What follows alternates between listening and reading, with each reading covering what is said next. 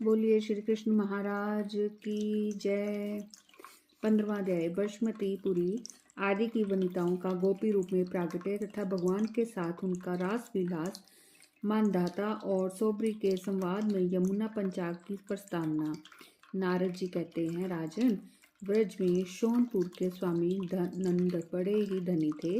मिथिलेश्वर उनके 5000 पत्नियां थी। उनके गर्भ से समुद्र संभवा लक्ष्मी जी की वे सखियां उत्पन्न हुई, जिन्हें मत्स्य अवतार धारी भगवान से वैसा वर प्राप्त हुआ था। नरेश्वर इनके सिवा और भी विचित्र औषधियां जो पृथ्वी के दोहन से प्रकट हुई थी, वहां गोपी रूप में उत्पन्न हुई।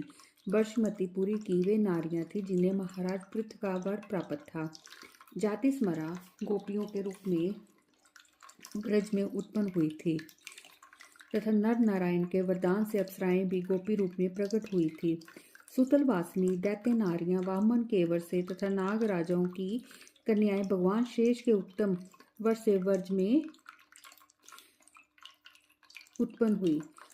दुर्वासा मुनि ने उन सबको अद्भुत कृष्ण पंचांग दिया था, जिससे यमुना जी की पूजा करके उन्होंने श्रीपति का वर रूप में वर्ण किया। एक दिन की बात है। मनोहर वृंदावन में दिव्य यमुना तट पर, जहाँ नर कोकिला से सुशोभित हरे भरे वृक्ष समुदाय शोभा दे रहे थे, भ्रमरों के गुंजारव के साथ कोकिलों और सारसों की मीठी बोली गूंज रही थी।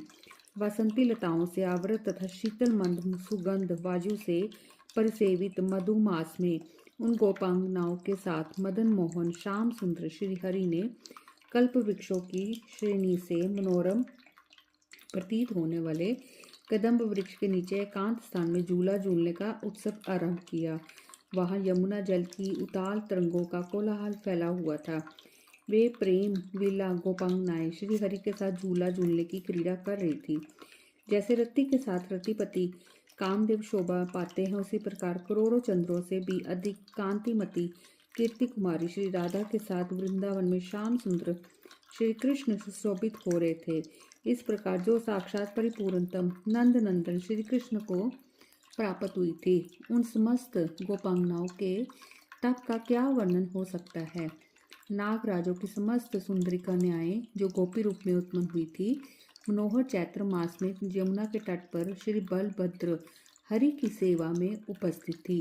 राजन, इस प्रकार मैंने तुमसे गोपियों के शुभ चरित्र का वर्णन किया, जो परम पवित्र तथा समस्त पापों को हर लेने वाला है। बोलिए श्री कृष्ण महाराज की जय।